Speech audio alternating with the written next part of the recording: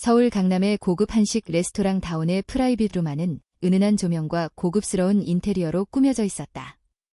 대한민국 굴지의 건설기업 한신그룹의 대표이사 유준석은 오늘 이 자리를 위해 특별히 예약을 잡았다. 오늘은 단순한 저녁 식사가 아니었다. 8개월간 진행된 대규모 복합단지 개발 계약의 최종 서명을 앞두고 열리는 사전 축하 만찬이었다. 그의 아내 서민주는 남편 옆에 앉아 있었지만 얼굴에 미소는 없었다. 잔잔한 와인잔을 들고 있는 그녀의 손끝은 미세하게 떨리고 있었다.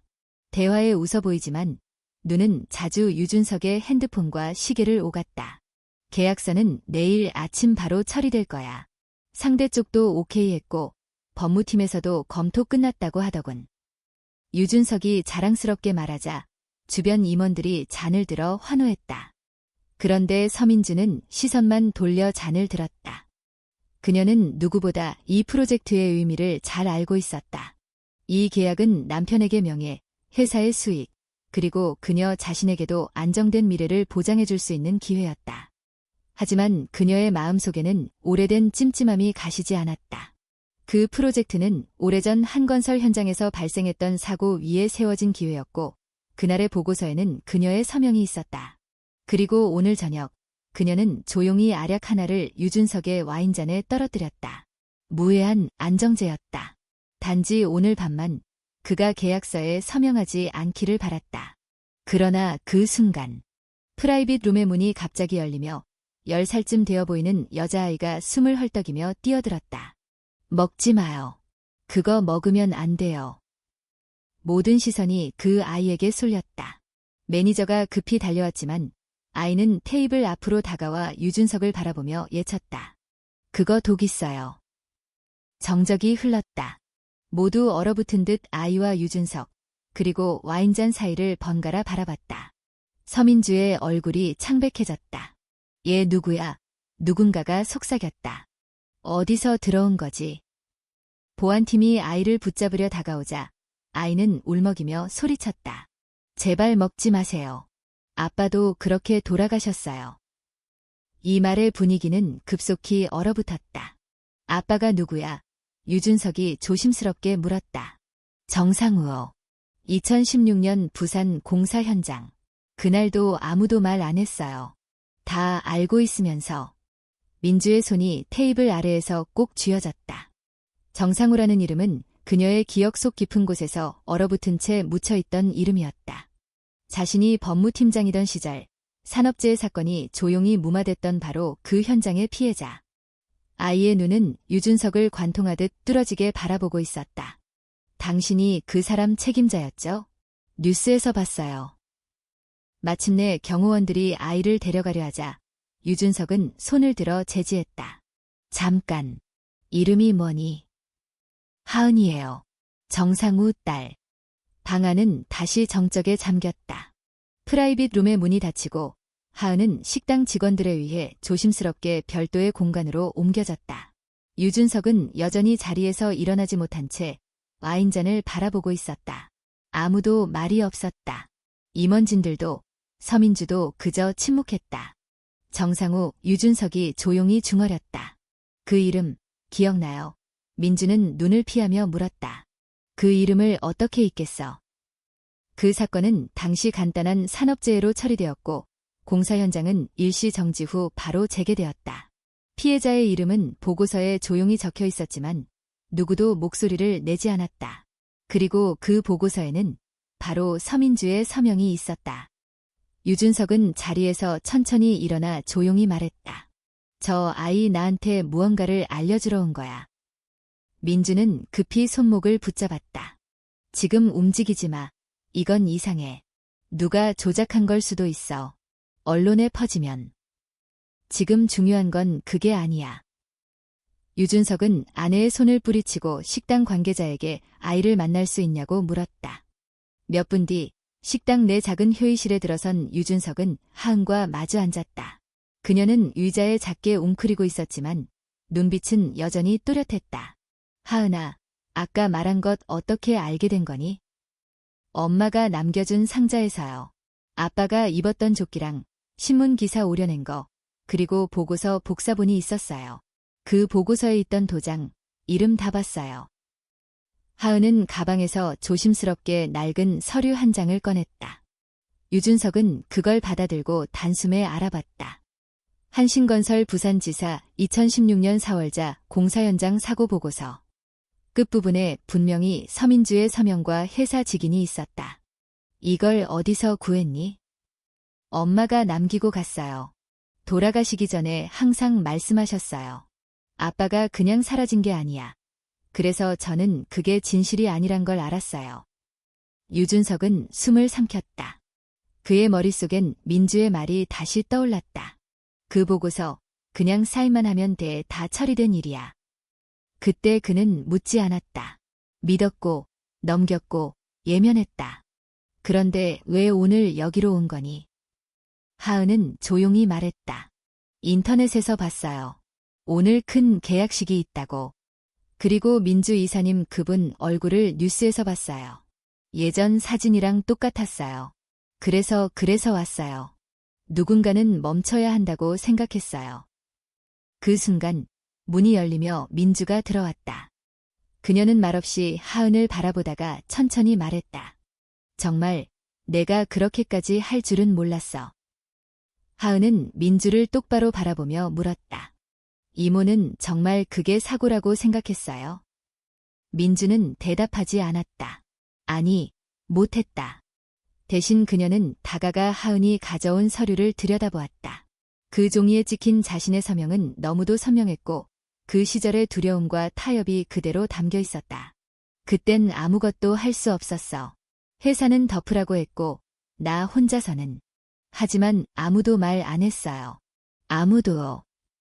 하은의 말은 단호했다. 회의실 안은 침묵에 잠겼다. 유준석은 두 사람을 번갈아 바라보며 말했다. 이제 숨길 수 없게 됐어. 그리고 숨기고 싶지도 않아. 그날 밤 유준석은 사무실로 돌아와 혼자 앉았다. 그는 오랜만에 사내 인트라넷에 접속해 2016년의 사고 보고 파일들을 뒤졌다. 사진 하나, 문서 하나마다 그의 무관심이 새겨져 있었다. 갑자기 노크 소리가 들렸다. 강 형사였다. 대표님, 잠시 시간 괜찮으십니까? 무슨 일이죠? 오늘 그 아이, 하은이라는 아이. 저희 쪽에서도 확인해봤는데 정말로 사고 당시 사망자 정상우 씨의 유족이 맞습니다. 그렇군요. 그리고 강 형사가 말을 이었다. 그 사고에 대해 추가 제보가 하나 들어왔습니다. 당시 공사 책임자였던 서민규 씨, 기억나십니까? 물론이죠. 지금은 퇴사한 걸로 알고 있는데요. 그 사람이 최근에 관련 서류들을 여러 언론사에 보내고 있습니다. 익명으로. 대표님의 이름도 언급되어 있습니다. 유준석은 눈을 감았다. 그는 이제 알고 있었다. 이 문제는 단순히 과거의 잘못이 아니었다. 누군가는 그것을 무기로 사용하고 있었고 또 누군가는 그것으로 정의를 구하려 하고 있었다. 그리고 그 중간에 작은 소녀 하나가 서 있었다. 그의 이름을 알고 과거를 마주했고 진실을 꺼내 들었다. 유준석은 마음속으로 다짐했다. 더 이상은 외면하지 않겠다. 유준석은 컴퓨터 화면에 떠있는 문서를 바라보며 깊은 숨을 내쉬었다. 2016년 4월 부산 진해구 신도시 재개발 구역 내 한신건설 2차 현장 붕괴 사고. 사건 요약, 사망자 1명, 부상자 2명. 사망자는 하청업체 소속의 비정규직 근로자 정상우. 원인은 작업자 과실로 인한 안전수칙 미준수로 정리되어 있었고 결론에는 짧게 쓰여 있었다. 사망자의 유족과 협의 완료. 추가 법적 문제 없음. 서명, 법무팀장 서민주, 당시 부지사장 서민규. 유준석은 모니터에서 눈을 떼고 그날의 기억을 더듬었다. 현장은 며칠간 정지되었고 회사 내부에서는 조용히 정리되었다고 들었다. 그리고 그는 그것을 믿고 더 이상 묻지 않았다. 하지만 지금 그는 알았다. 정리되었다는 건 묻었다는 뜻이었다. 진실을, 사람을, 그리고 책임을. 그 순간 휴대폰이 울렸다. 발신자는 모르는 번호였다. 여보세요. 대표님이시죠? 낮고 부드러운 목소리. 누구십니까? 기억 못 하실 겁니다. 서민규입니다. 유준석은 몸을 굳혔다. 어떻게 제 번호를? 그건 중요한 게 아니죠. 중요한 건 그 아이. 이름이 하은이라던가요? 유준석의 손에 힘이 들어갔다. 그 애를 건드리면. 무섭게 나올 필요 없어요. 나도 그 아이가 불쌍하다고 생각하니까요. 다만 불쌍한 아이가 너무 많은 걸 알게 되면 위험하죠. 원하는 게 뭡니까?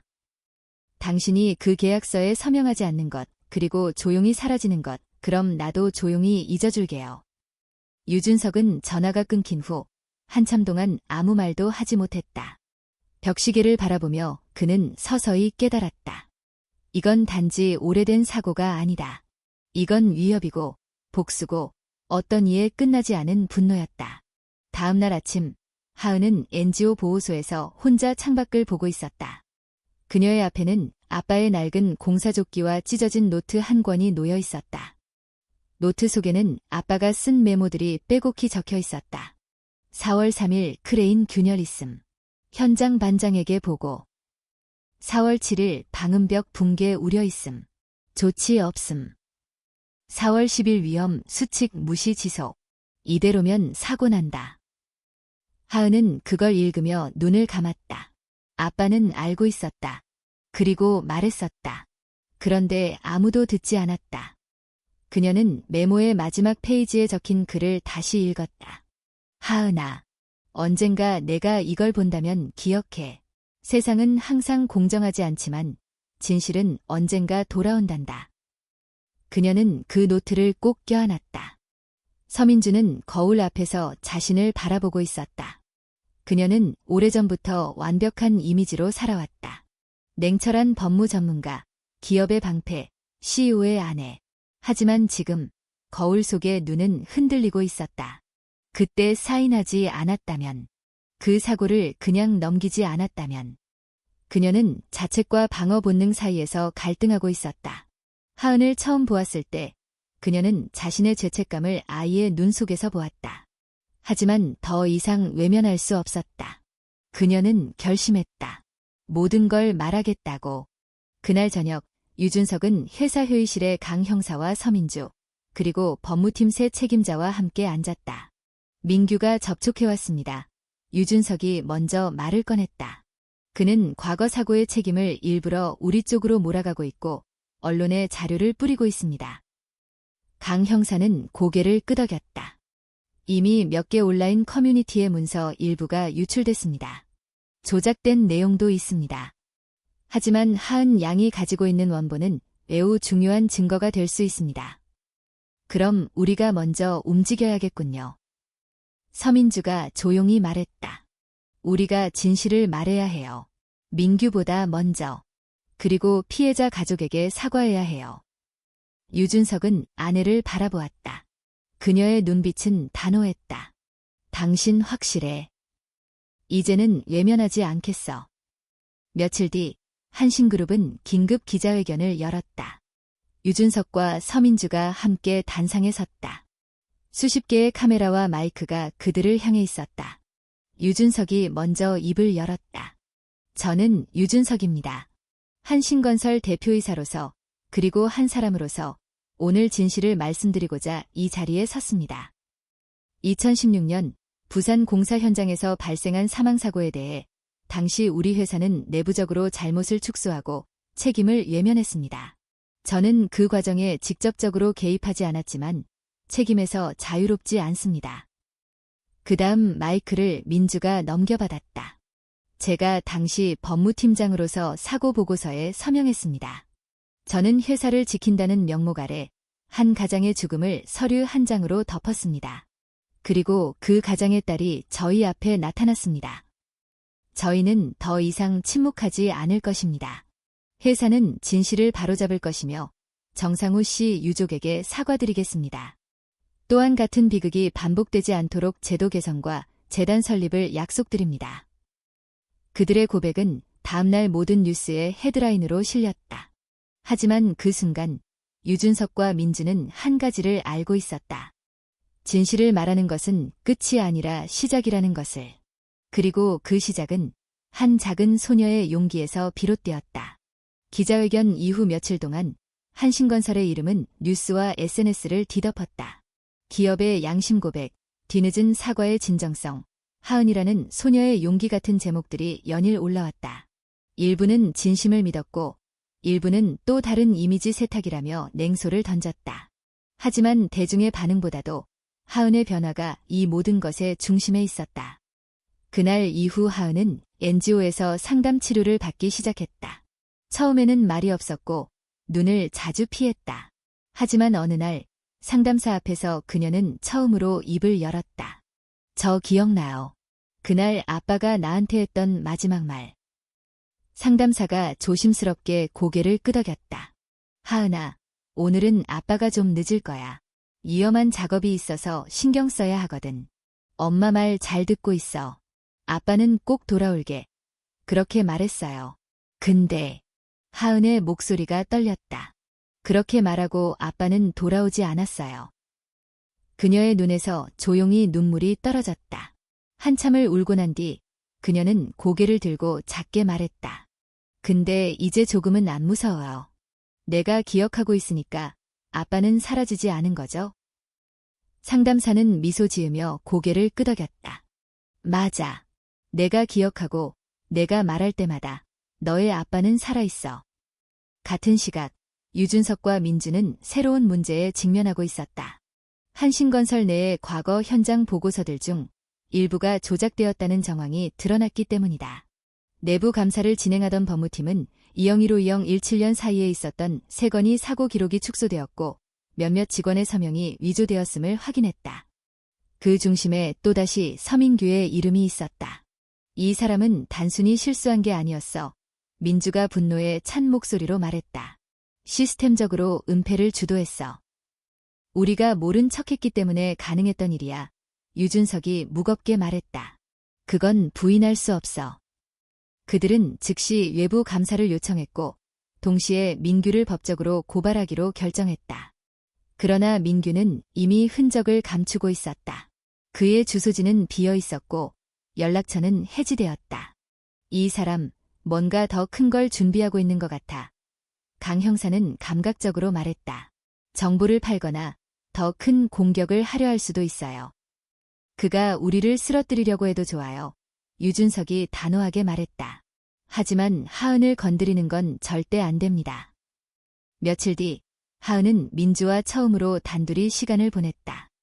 그들은 NGO 근처의 작은 카페에 앉아 조용히 이야기를 나눴다. 하은아, 나는 내게 미안하다는 말을 아무리 해도 부족할 거야. 하지만 듣고 싶지 않을 수도 있지. 하은은 조용히 고개를 저었다. 듣고 싶어요. 진짜로. 왜냐면 제가 어릴 때 어른들은 아무도 아무 말도 안 했거든요. 그냥 지나갔어요. 그래서 누가 진심으로 사과하는 거 처음이에요. 민주의 눈가가 붉어졌다. 그날 보고서에 사인할 때 난 겁이 났어. 회사를 지켜야 한다는 압박, 내가 무너지면 안 된다는 책임감. 하지만 지금 생각해보면 진짜로 무서웠던 건 진실을 보는 내 자신이었어. 하은은 잠시 말이 없더니 커피잔을 내려다보며 말했다. 이모가 그때 그 종이에 도장을 찍을 때 저는 놀이터에서 친구랑 그네 타고 있었어요.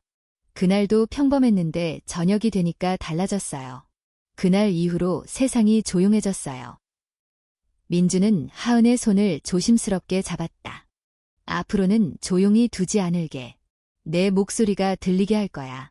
그리고 내가 원하는 걸 함께 만들고 싶어. 하은은 가만히 고개를 끄덕였다. 그녀는 이제 어른이 무언가를 바꾸려고 할 때의 얼굴을 알게 되었다. 그날 밤 하은은 아빠의 공사조끼를 들고 NGO 옥상에 나갔다. 도시의 불빛이 반짝이는 그 아래 그녀는 하늘을 올려다봤다. 아빠, 나 이제 조금 덜 무서워. 왜냐면 사람들이 듣기 시작했어. 그리고 나도 말하기 시작했어. 그녀는 조끼를 꼭 안으며 중얼거렸다. 다시 숨지 않을게. 아빠도 그랬으니까. 바람이 살짝 불었고 공사조끼의 헝겊이 흔들렸다. 마치 누군가가 조용히 그녀의 어깨를 토닥이는 듯한 느낌이었다. 그리고 그 순간 하은은 깨달았다. 자신은 이제 희생자의 자식이 아니라 목소리를 가진 사람이라는 걸. 이른 아침 NGO 사무실에는 예상치 못한 손님들이 찾아왔다.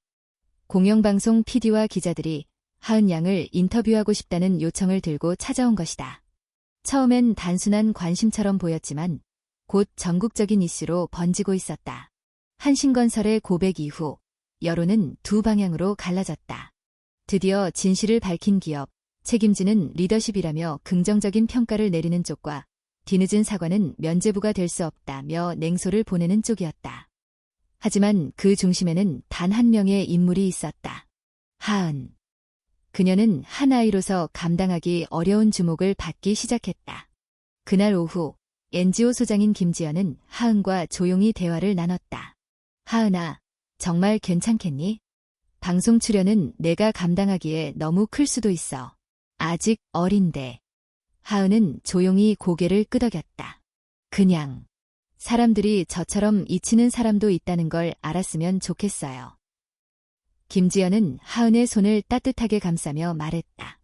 그럼 우리가 함께 준비하자. 하은이는 혼자가 아니야. 며칠 후 전국 방송으로 나간 다큐멘터리 하은이의 기억은 전국적인 반향을 일으켰다. 카메라 앞에서 하은은 천천히 그러나 분명하게 말했다. 아빠는 조용한 사람이었어요. 위험하다고 말했지만 아무도 듣지 않았어요. 그래서 저는 말하고 싶었어요. 이젠 누군가 듣고 있다고 믿고 싶어요. 방송이 나간 다음 날부터 NGO로 수십 통의 연락이 쏟아졌다. 비슷한 사고를 겪은 유가족, 자신도 예전에 건설 현장에서 일하다 다친 노동자, 심지어는 익명을 요구한 내부 고발자까지. 사람들은 그녀의 조용한 외침에서 잊고 있던 감정을 발견한 것이었다. 그 무렵 유준석은 회사 내부 회의실에서 임원들과 긴급 대응 회의를 열고 있었다. 회의 주제는 단 하나, 서민규였다. 그는 우리보다 한 발 앞서 있습니다. 법무팀장이 말했다. 우리가 발표하지 않은 보고서들을 언론에 넘기고 있고 일부는 조작된 내용까지 섞여 있습니다. 유준석은 고개를 숙였다. 더 이상 지키려고 하지 맙시다. 지금 필요한 건 우리가 할 수 있는 가장 정직한 방식으로 끝까지 가는 겁니다. 그 순간 민주는 손을 들었다. 하은이 말이에요. 우리 그 아이에게 공식적으로 사과하고 이름을 딴 장학기금을 만들어보면 어떨까요? 임원들 사이에 조용한 술렁임이 일었다. 이건 쇼가 아닙니다. 책임입니다. 민주가 단호하게 말했다. 누군가에게 이름은 그냥 정보일지 몰라도 그 아이에겐 존재의 증명이에요. 모두 잠시 말이 없었다가 마침내 유준석이 고개를 끄덕였다. 좋습니다. 하은 장학재단 정식 설립 절차에 들어갑시다. 며칠 후 한신건설 본사 1층 로비에는 작지만 의미 깊은 행사가 열렸다. 정상우 기념 장학재단 설립을 위한 사전 설명회였다. 그 자리에는 유준석, 민주, 김지연 소장, 그리고 하은이 함께했다. 마이크 앞에 선 유준석은 조용한 목소리로 말했다. 이 장학재단은 단순한 복구 조치가 아닙니다. 한 생명의 의미를 되새기고 앞으로 비슷한 일이 반복되지 않도록 만드는 약속입니다. 이어 하은이 마이크 앞에 섰다. 그녀는 사람들의 시선을 마주하지 않고 작게 입을 열었다. 아빠가 떠난 후 세상은 저에게 조용했어요. 아무도 묻지 않았고 아무도 듣지 않았어요. 근데 지금은 누군가 듣고 있다는 걸 알았어요. 그래서 고맙습니다. 그리고 이제 저도 누군가의 이야기를 들어주고 싶어요. 그 말에 로비 안은 조용히 박수로 울려 퍼졌다. 그러나 그와 동시에 서민규의 움직임도 거세졌다. 그는 한 무명의 언론사를 통해 하은은 조작된 인물이라는 허위 인터뷰를 퍼뜨렸다. 또한 장학재단은 여론 조작용이라는 주장과 함께 하은이 입수한 보고서는 가짜라는 증거를 조작해 유포했다. SNS를 통해 유포된 영상은 곧 퍼지기 시작했고 다시 한번 여론은 갈라졌다. 진실은 무엇인가? 또 하나의 연출인가? 한 방송 프로그램에서는 하은의 등장이 기획된 정치적 행동일 수도 있다는 의혹까지 제기했다. 그날 밤 하은은 김지연 소장에게 물었다. 제가 잘못한 걸까요? 그냥 조용히 있었어야 했나요? 김 소장은 조용히 그녀를 안아주며 말했다. 하은아, 진실을 말하는 게 잘못 일 없어. 오히려 진실이 불편한 사람들일 뿐이야. 하지만 그 말이 하은의 마음을 완전히 달래주진 못했다. 그녀는 세상이 무섭다고 느꼈다. 자신의 기억과 목소리를 의심받는 것은 존재 자체를 부정당하는 것과 같았다. 다음 날, 민주는 갑작스럽게 기자회견을 열었다. 그녀는 모든 언론 앞에서 공식적으로 말했다. 하은 양은 조작된 인물이 아닙니다. 그녀는 존재했고, 그녀의 아버지 정상우 씨 또한 존재했고, 그리고 그의 죽음 또한 분명히 존재합니다. 그 진실을 덮으려는 모든 시도에 대해 법적으로 대응할 것입니다. 그리고 이어 말했다. 진실은 말하는 사람이 아니라 듣고도 예민한 사람들이 무겁게 받아야 할 몫입니다. 그 순간 하은은 방송을 보며 조용히 눈물을 흘렸다. 누군가가 자신 대신 싸워주고 있다는 사실은 처음이었다. 그녀는 다시 노트를 꺼내 아빠에게 편지를 쓰기 시작했다. 아빠, 사람들이 우리 이야기를 듣고 있어요. 모두가 그런 건 아니지만 그래도 몇몇은 듣고 있어요. 저는 괜찮아요. 무서워도 괜찮아요. 저는 계속 말할 거예요. 서울중앙지방법원 민사 25부. 법정안은 조용했지만 공기는 무거웠다. 방청석에는 기자들과 시민들, NGO 관계자들이 자리를 채우고 있었고 피고석에는 서민규가, 원고석에는 한신건설의 변호인단과 유준석, 그리고 서민주가 앉아 있었다. 그리고 증인석에는 작은 체구에 긴 머리를 질끈 묶은 하은이 서 있었다. 하은은 증언을 시작하기 전 조심스럽게 주변을 둘러봤다. 그녀는 긴장한 듯 보였지만 눈빛만큼은 흔들리지 않았다. 정상우 씨는 당신의 아버지가 맞습니까? 판사의 질문에 하은은 또렷하게 대답했다. 네, 아빠는 2016년 한신건설 공사 현장에서 사고로 돌아가셨어요. 그 사고에 대해 언제 처음 이상하다고 느꼈습니까? 엄마가 돌아가시고 아빠의 유품을 정리하다가 메모와 보고서를 봤어요. 거기엔 아빠가 현장 위험을 여러 번 보고했지만 아무도 조치하지 않았다는 내용이 있었어요. 법정안이 조용해졌다. 그 보고서는 원본입니까? 네, 아빠가 직접 복사해 두었던 걸 엄마가 숨겨두셨어요. 그녀는 서류철에서 종이를 꺼내들었다. 낡았지만 잉크는 선명했다. 거기엔 서민규의 이름과 당시 공사 책임자의 서명이 적혀 있었다. 서민규 측 변호인이 일어섰다. 이 문서는 진위 여부가 불분명합니다. 그리고 아이가 말하는 내용을 객관적으로 입증할 수 있는 근거도 부족합니다. 판사가 조용히 물었다. 하은 양, 이 문서를 공개하는 데 두려움은 없었습니까? 하은은 잠시 망설이더니 대답했다. 두려웠어요. 하지만 이걸 말하지 않으면 아빠는 정말로 잊혀질 것 같았어요. 방청석에서 작은 숨소리가 들렸다. 김지연 소장이 조용히 눈을 감았다. 같은 시각, 법정 밖에서는 시민단체들이 모여 피켓 시위를 하고 있었다. 산업재해 진상 규명하라. 노동자의 생명은 숫자가 아니다. 정상우 씨의 죽음을 잊지 마라. 하은의 이야기는 이미 사회 전반에 파장을 일으키고 있었다. SNS에서는 하은이 진실, 한신건설 사건, 산재는 살인이다 등의 해시태그가 퍼지고 있었다. 하지만 서민규는 당당했다.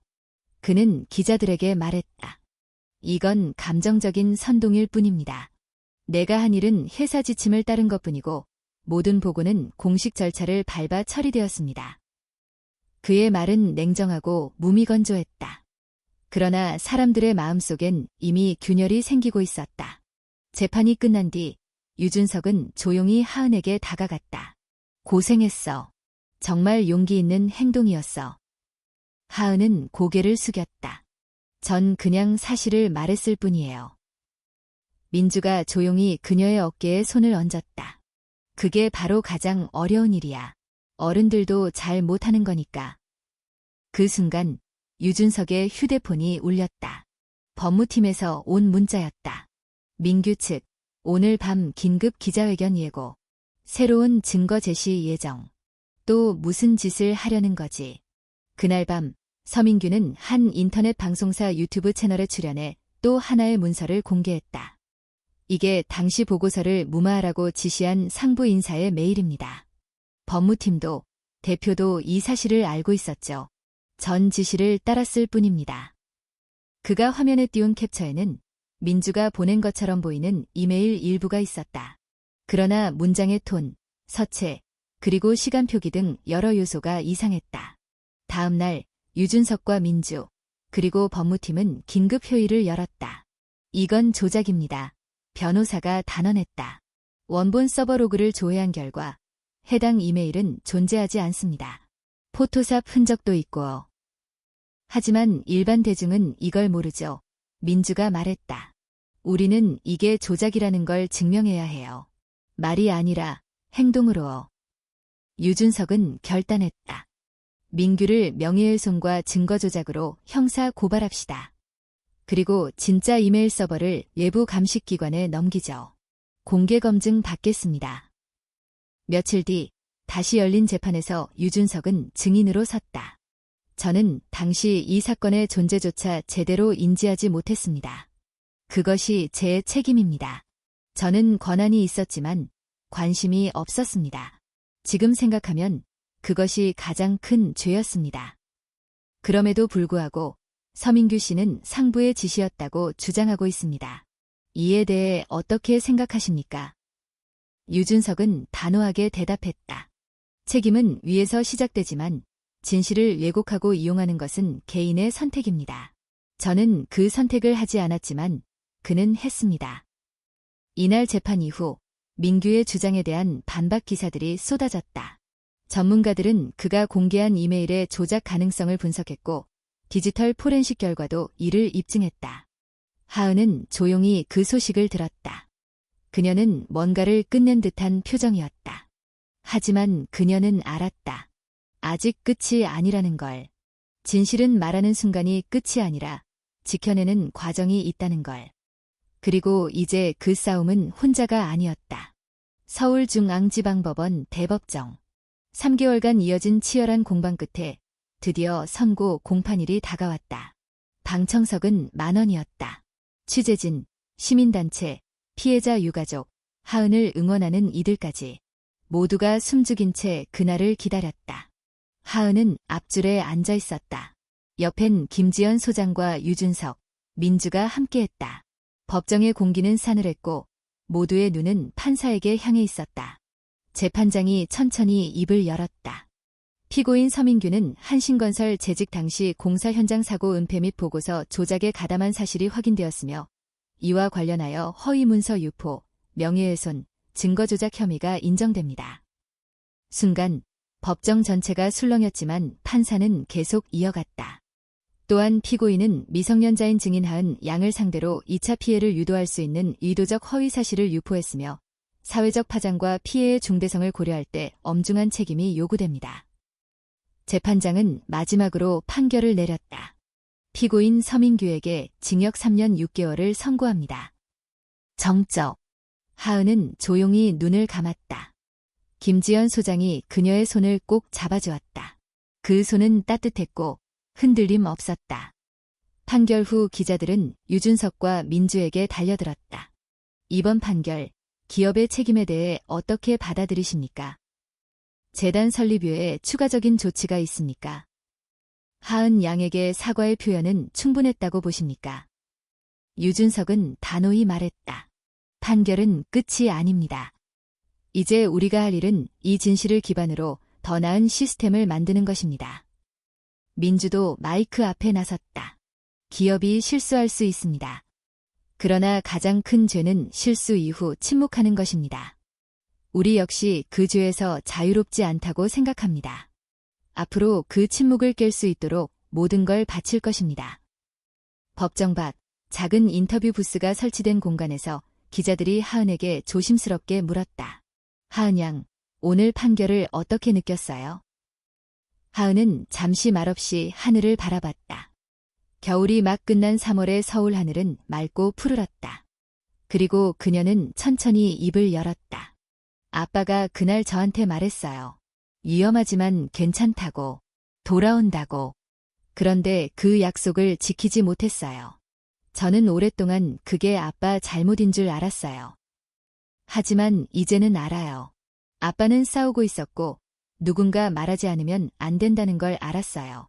그리고 오늘 저는 그 말을 끝까지 지킨 것 같아요. 그녀의 말은 간단했지만 사람들의 마음을 울렸다. 그날 저녁 뉴스에서는 한 소녀의 용기, 정의를 세우다라는 헤드라인이 전국에 퍼졌다. 며칠 후 한신건설 본사에서 재단 출범식이 열렸다. 정상우 기념 인권 장학재단. 행사는 조촐하지만 진심이 담겨 있었다. 전국 각지의 건설 현장 유가족, 산재 피해자 자녀들이 참석했고 하은은 대표 연설자로 초대되었다. 무대에 선 그녀는 준비한 원고를 들고 조용히 말했다. 오늘 여기 서 있는 제가 몇 달 전에는 그냥 평범한 아이였어요. 아빠가 없는 아이. 아무도 묻지 않는 아이. 그리고 말을 해도 아무도 들어주지 않는 아이. 하지만 지금 저는 말할 수 있어요. 여러분도 목소리를 낼 수 있다고. 아빠는 돌아오지 않지만 그의 이름은 이제 잊히지 않을 거예요. 그리고 저도 더 이상 숨지 않을 거예요. 저는 여기 있어요. 연설이 끝나자 잠시 정적 후 박수가 터졌다. 뜨겁지도 요란하지도 않은 하지만 오래 남는 박수였다. 그날 재단의 첫 번째 장학생들이 발표되었다. 이름 하나하나가 불릴 때마다 그들의 부모와 가족들은 눈시울을 붉혔다. 행사가 끝난 후 하은은 재단 벽면에 설치된 작은 추모 공간 앞에 섰다. 거기엔 아버지 정상우의 사진과 함께 하은이 쓴 편지가 액자에 담겨 있었다. 아빠, 오늘 저는 당신 이름이 새겨진 장학재단에서 연설을 했어요. 당신은 그날 돌아오지 못했지만 저는 오늘 여기 있어요. 그리고 저처럼 조용했던 아이들이 이제 조용히 있지 않아도 되도록 만들 거예요. 우린 이겼어요. 그리고 계속 이겨나갈 거예요. 하은은 벽에 손을 댔다. 그 손 아래엔 조용한 생명의 온기가 흐르고 있었다. 아버지와 자신이 공유한 시간은 짧았지만 그 진심은 세상을 움직이기에 충분했다. 밤, 그녀는 NGO 숙소로 돌아와 창문을 열었다. 봄바람이 살짝 불었다. 아빠, 이제 괜찮지? 이제 나도 괜찮아. 하늘 어딘가에서 대답 같은 바람이 지나갔다. 판결이 끝난 뒤 몇 주가 지났다. 그러나 하은의 이야기는 여전히 사람들 사이에서 회자되고 있었다. 그녀가 남긴 말, 저도 더 이상 숨지 않을 거예요는 수많은 사람들의 공감을 이끌어냈고 SNS와 커뮤니티를 통해 숨지 않겠습니다. 운동이 시작됐다. 이 움직임은 생각보다 빨랐다. 전국의 산재 피해자 유가족과 생존자들이 자신들의 이야기를 올리기 시작한 것이다. 2012년 남편은 야간 용접 도중 감전으로 세상을 떠났습니다. 그때 저는 한 글자도 말할 수 없었어요. 하지만 이제는 말하고 싶습니다. 건설 현장에서 떨어진 돌에 머리를 다친 동생은 끝내 의식을 되찾지 못했습니다. 동생의 이름을 기억해 주세요. 정연수입니다. 각자의 사연에는 한결같은 고요한 울림이 있었다. 누구도 들어주지 않았던 그 이야기들이 이제는 다른 이의 용기로 인해 세상 밖으로 나오고 있었다. 이 모든 흐름의 중심에 여전히 하은이 있었다. 한 방송사는 그녀를 다룬 다큐멘터리 하은, 이름이 된 용기의 후속편을 준비하고 있었다. 이번에는 단순한 피해자의 딸이 아닌 기억의 증언자로서 하은의 여정을 기록하려는 의도였다. 촬영을 위해 카메라가 다시 그녀를 따라다녔다. 그 과정에서 하은은 전국을 돌며 유가족과 피해자들을 만났다. 누구는 말을 잇지 못했고, 누구는 눈물만 흘렸고, 누구는 드디어 말할 수 있음에 안도했다. 어느 날 하은은 광주에 있는 한 작은 작업장에서 50대의 한 노동자와 마주 앉았다. 그땐 말하고 싶었어요. 정말로. 근데 제 가족이 무너질까 봐, 일자리 잃을까 봐. 그 남성은 잠시 말을 멈추더니 하은을 바라보며 말했다. 근데 너 보면서 알았어. 우리가 너무 오래 침묵했다는 걸. 하은은 미소 지으며 대답했다. 이제 말하시면 돼요. 늦지 않았어요. 한편 한신건설 내부에도 변화가 일어나고 있었다. 유준석은 기존 경영 방식의 전면적인 개편을 선언했고 가장 먼저 실행한 것은 현장 인권 모니터링 시스템 구축이었다. 이제 모든 현장은 실시간으로 모니터링되고 작업자 누구나 위험을 익명으로 제보할 수 있어야 합니다. 단 한 건이 침묵도 없도록. 그의 목소리는 단호했고 이번에는 더 이상 보여주기식이 아니었다. 왜냐하면 그는 이미 그것이 얼마나 치명적인지 뼈저리게 경험했기 때문이다. 민주 또한 사내 교육 프로그램을 기획했다. 이름은 하은 교육과정. 신입사원과 관리자 모두에게 의무적으로 수강하게 했고 목소리를 듣는 경영에 대해 토론하고 실천 방안을 고민하게 했다. 한 번의 사인은 누군가의 삶을 무너뜨릴 수 있습니다. 이건 단순한 행정 절차가 아니라 사람에 대한 존중의 시작입니다. 그녀는 더 이상 그때의 법무팀장이 아니었다. 봄이 지나고 여름의 초입. 정상우 기념인권장학재단은 첫 번째 장학생들과 함께 여름 캠프를 개최했다. 주제는 잊지 않는 사람들. 하은은 이번엔 참가자가 아닌 발표자였다. 강당 무대에 선 그녀는 천천히 아이들을 바라보았다. 각자 다른 환경과 배경에서 온 아이들. 하지만 하나같이 조용한 눈을 가진 아이들. 제가 어릴 때 세상은 아주 시끄러웠어요. 그런데 아빠가 돌아가시고 나니까 모든 소리가 사라졌어요. 아무도 묻지 않았고 아무도 듣지 않았어요. 그런데 어느 날 제가 조심스럽게 말했어요. 아주 작게요. 그런데 누군가 들었고 또 다른 누군가가 대답해줬어요. 그리고 또 한 명이, 또 한 명이. 그녀는 손에 들고 있던 노트를 펼쳤다. 여기에 여러분이 적은 말들이 담겨 있어요. 아빠를 그리워해요. 나는 무섭지만 말하고 싶어요. 내 친구의 이야기를 세상에 알리고 싶어요. 하은은 잠시 말을 멈췄다. 여러분, 기억하세요. 우리는 이야기할 권리가 있어요. 기억할 자유가 있어요. 그리고 다시는 숨지 않아도 돼요. 강당 안은 조용했지만 그 침묵 속에는 수많은 고개 끄덕임이 있었다. 그날 밤 캠프장 근처 작은 언덕 위 하은은 별을 바라보고 있었다. 김지연 소장이 다가와 옆에 앉았다. 정말 많이 자랐구나, 하은아. 소장님, 가끔은요, 아직도 무서울 때가 있어요. 사람들이 또다시 외면하면 어쩌나 하는 그런 생각요. 지연은 하은의 어깨에 손을 얹으며 말했다. 그럴 때는 생각해. 내가 했던 말들. 그 말들이 누군가의 숨을 쉬게 했다는 걸. 그 진실은 절대 사라지지 않아. 하은은 고개를 끄덕였다. 이제는 알겠어요. 진실은 지키는 거라는 걸 말한 다음이 진짜 시작이라는 걸. 별이 반짝였다. 그 아래에서 한 사람의 이름은 더 이상 잊히지 않는 이야기가 되어가고 있었다. 가을이 시작될 무렵 서울 시내 한 고등학교에서 특별한 수업이 열렸다. 주제는 말하는 용기와 기억의 힘. 강사로 초청된 인물은 바로 하은이었다. 고등학생들 앞에 선 그녀는 긴장한 듯 보였지만 이젠 익숙한 듯 천천히 말을 이었다. 여러분, 혹시 누군가에게 하고 싶었던 말을 참아본 적 있나요?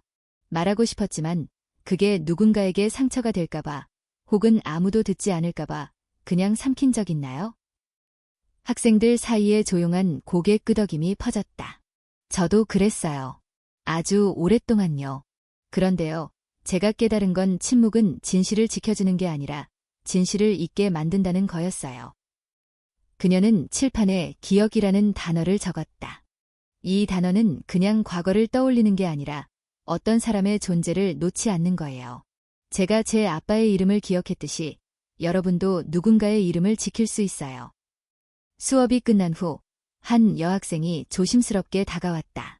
하은 언니, 저희 가족 이야기를 해도 될까요?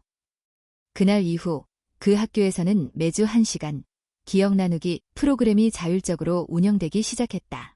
누구나 자신의 가족, 친구 혹은 기억 속 이름을 꺼내 놓을 수 있는 시간. 하은의 영향은 조용히 그러나 분명하게 퍼지고 있었다. 한편 언론계와 문화계도 움직이기 시작했다. 하은의 이야기를 바탕으로 한 다큐멘터리와 책, 그리고 연극이 준비되고 있었다. 한 연극제에서 발표된 작품 숨지 않겠습니다. 는 관객들의 기립박수를 받았다. 무대 위 배우는 하은의 목소리를 빌려 외쳤다. 진실은 너무 작아서 들리지 않을 수 있지만 누군가 듣겠다고 결심하는 순간 그것은 세상을 바꾼다. 이 연극은 이후 지역 극장에서 순회 공연을 이어갔고 매해 관객과의 대화를 통해 하은의 메시지를 확산시켰다. 작은 무대에서 시작된 이 연극은 어느새 사회운동으로 확장되었다. 그리고 한 가지 놀라운 변화는 정책의 현장에서도 일어나고 있었다. 국회에서는 하은법이라 불리는 산재 피해자 유가족 보호법안이 발의되었다. 핵심 내용은 다음과 같았다. 산재로 사망한 근로자의 유가족이 법적 지원을 받을 수 있도록 명문화. 사고 기록 보존 기간의 확대. 아동 유가족 보호 심리 상담 국가 의무화. 기업의 사고보고 시스템 실명제 강화. 이 법안은 시민 청원 10만 명을 넘기며 빠르게 국회 통과 절차에 들어갔고 하은은 국회 공청회에 직접 참석해 증언했다. 저는 법을 모르는 아이였습니다. 하지만 어떤 진실은 법보다 앞서야 한다고 믿어요. 사람의 생명과 목소리는 시간이 지나도 사라지지 않도록 해야 합니다. 이날 그녀의 발언은 뉴스와 온라인 커뮤니티를 통해 퍼졌고 많은 시민들의 응원을 받았다. 다시 계절이 바뀌고 겨울. 하은은 NGO와 함께 새로운 프로젝트를 시작했다. 기억의 도서관. 이 프로젝트는 전국 각지의 유가족과 피해자들의 목소리를 기록하고 그들의 이야기를 책과 영상으로 남겨 교육자료로 활용하는 것이었다. 도서관은 실제 건물로 세워지는 것이 아니라 사람들의 기억과 기록으로 이루어진 디지털 기억 공간이었다. 처음엔 몇 명의 이야기에 불과했지만 곧 수십 명, 수백 명이 자신의 이야기를 보내오기 시작했다. 한 전직 광부는 손글씨로 쓴 편지를 보내왔다. 나는 평생 갱도 안에서 살았소. 내 친구는 갱도에서 숨을 거뒀소. 아무도 그의 이름을 묻지 않았지만 나는 그 이름을 기억의 도서관에 남기고 싶소. 하은은 그 편지를 조심스럽게 스캔하고 이름 하나하나를 타이핑했다. 이 도서관은 시간이 지나면서 하나의 국민 기억 플랫폼으로 발전했고 여러 학교와 기관에서도 교육 자료로 요청이 들어오기 시작했다. 어느 날 저녁, 하은은 혼자 책상에 앉아 있었다. 그녀 앞에는 아빠의 낡은 노트가 펼쳐져 있었다. 그녀는 그 마지막 페이지 아래 조용히 한 문장을 추가로 적었다. 아빠, 오늘도 누군가의 이름을 기억했어요. 그리고 그 사람은 다시 숨지 않게 되었어요. 눈물은 흐르지 않았다. 대신 마음속에서 무엇인가가 깊고 조용히 채워지고 있었다. 그날 밤, 김지연 소장이 그녀의 방 문을 두드렸다. 하은아, 오늘도 편지 썼니? 응, 오늘은 새로 등록된 도서관 이야기도 정리했어. 지연은 조용히 그녀 옆에 앉았다. 내 목소리는 이제 많은 사람의 목소리가 되었구나. 그런 것 같아요. 근데 아직도 이름이 없는 이야기들이 많아요. 제가 다 들을 수 있을지는 모르겠어요. 지연은 미소 지으며 대답했다. 그렇기에 우리가 함께하는 거야. 너 혼자가 아니라는 걸 세상이 알게 된 거고, 이제 그 세상이 너와 함께 걸어가는 거야. 하은은 고개를 끄덕이며 창밖을 바라봤다. 거리에는 눈이 내리고 있었다. 조용하지만 분명히 세상을 덮는 희고 맑은 진실처럼. 겨울의 끝자락, 하은은 다시 부산을 찾았다. 아빠가 일했던 그 재개발 지역은 이제 완전히 다른 모습이었다. 높은 빌딩, 정리된 보도, 새로 생긴 공원. 과거를 알지 못하는 사람들에게 이곳은 단지 신도시였지만 하은에겐 여전히 기억의 현장이었다. 그녀는 공원 한쪽 벤치에 앉아 노트를 펼쳤다. 아빠의 메모가 시작되었던 그 노트, 그리고 이제는 수많은 이름들이 덧붙여진 기억의 책. 그녀는 조용히 펜을 꺼내어 새롭게 한 문장을 적었다. 2025년 3월 1일. 아빠, 저 돌아왔어요. 그리고 여전히 기억하고 있어요. 같은 시각, 서울에선 기억의 도서관 실물 전시회가 열리고 있었다. 디지털로 시작한 프로젝트는 전국 시민들의 참여로 실물 아카이브로 확장되었고 각자의 목소리와 기록들이 벽면을 가득 메웠다. 누군가는 음성 메시지로 남겼고 누군가는 오래된 사진 한 장을 보냈으며 누군가는 단 한 줄의 메모로 기억을 기록했다. 그 사람은 매일 도시락을 나눠줬어요. 엄마는 위험해도 웃었어요. 형의 헬멧에 이름이 있었어요. 이젠 그 이름을 제가 대신 부르고 있어요. 관람을 마친 한 중학생은 방명록에 이렇게 적었다. 이 도서관은 조용한 목소리들로 가득 차 있어요. 그게 더 크게 들려요. 하은은 부산에서 서울로 돌아오는 기차 안에서 조용히 눈을 감았다. 그녀는 자신이 이 길을 얼마나 멀리 돌아왔는지, 얼마나 많은 사람들과 만났는지, 그리고 얼마나 많은 이름을 함께 기억했는지를 떠올렸다. 그리고 문득 그녀는 아빠와의 기억 중 하나를 떠올렸다. 하은아, 이 세상은 쉽지 않아. 하지만 어떤 순간에도 너답게 말할 수 있다면 그건 널 지키는 거야. 그 말은 당시엔 이해하기 어려웠지만 지금은 선명하게 다가왔다. 말한다는 것은 나를 지키는 일이었고 또 누군가를 지켜주는 일이었다. 며칠 후 한신건설의 본사 1층 로비에 작은 공간이 새롭게 마련되었다. 이름은 기억의 벽.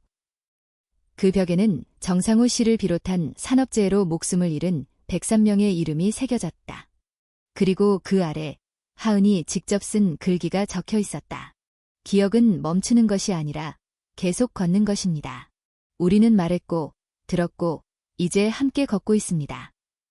임직원들은 출근길마다 그 벽 앞을 지나쳤고 매년 이맘때면 짧은 묵념 시간을 가졌다. 기억은 일회성이 아닌 일상 속에 뿌리내리는 방식으로 존재하게 되었다. 그해 봄, 하은은 고등학교를 졸업했다. 그리고 한 가지 새로운 결정을 내렸다. 심리상담과 커뮤니케이션을 전공으로 선택한 것이다. 자신처럼 상처 입은 사람들, 말하지 못한 이들을 돕고 싶다는 생각이 자연스레 꿈이 되었다. 입학식 날, 교수는 학생들에게 첫 질문을 던졌다. 왜 이 과를 선택했습니까? 하은은 대답하지 않았다. 대신 아빠의 노트를 꺼내어 책상 위에 올려두었다. 교수는 그녀의 눈빛에서 답을 읽었고 고개를 끄덕였다. 그녀는 더 이상 피해자의 딸이 아니었다. 그녀는 스스로 목소리를 가진 한 사람이었고 또 다른 목소리들을 들어줄 준비가 된 경청자였다. 마지막으로 어느 따뜻한 봄날 오후, 하은은 NGO 사무실에서 김지연 소장과 함께 커피를 마시고 있었다. 하은아, 이제는 내가 여길 이어가야 할 것 같아. 하은은 놀라서 물었다. 제가요? 아직 부족한데요. 지연은 웃으며 말했다. 나는 이 공간을 내가 지켜줄 수 있을 거라고 믿어. 내가 지켜온 이름들이 그걸 증명하고 있어. 그 말에 하은은 천천히 고개를 끄덕였다. 그리고 창밖을 바라봤다. 햇살이 부드럽게 내려앉는 거리, 그곳엔 이름 모를 사람들이 저마다의 이야기를 안고 걷고 있었다. 그녀는 속으로 중얼거렸다. 모두의 이름이, 모두의 말이, 모두의 진심이 잊히지 않기를. 밤이 되고 하은은 집으로 돌아와 마지막 페이지를 펼쳤다. 아빠의 노트. 그 모든 기록을 마무리하며 그녀는 마지막 문장을 천천히 적었다. 기억은 끝이 아니에요. 기억은 누군가의 시작이 될 수 있어요. 이제 제 이야기를 들려줄 차례입니다. 그리고 그녀는 펜을 놓고 조용히 웃었다. 진실은 지켜졌고 이제는 이어질 차례였다. 끝.